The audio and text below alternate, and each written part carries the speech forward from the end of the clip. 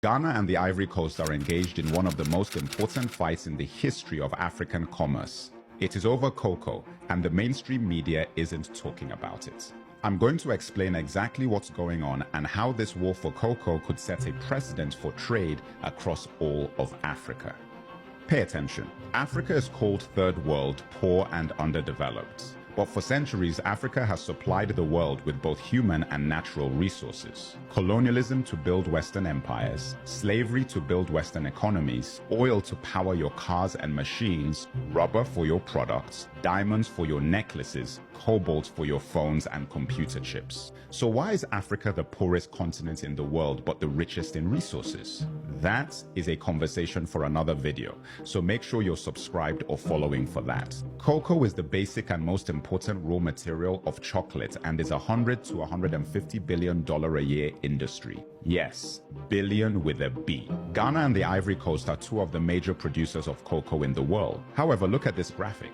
Ghana and the Ivory Coast get just 6% of that 100 billion, with the majority of the profits going to Western multinational corporations.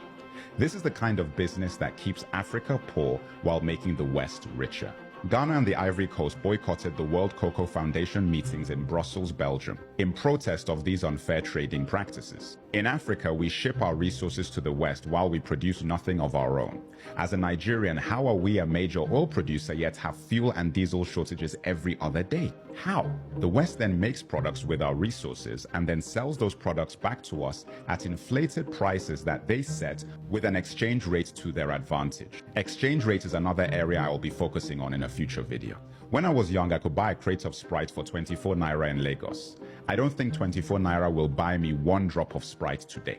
So the West makes profit twice, with the purchase and resale of the raw materials, and then the sale of the product made with those raw materials back to us. It's the perfect hustle.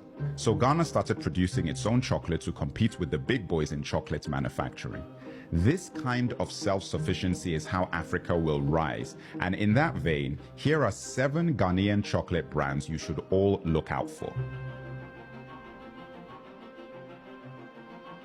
While this initiative is a great move for Africa, this won't be easy for Ghana. Cocoa Board, the Ghana Cocoa Authority, uses cocoa as collateral for cheap loans from the US.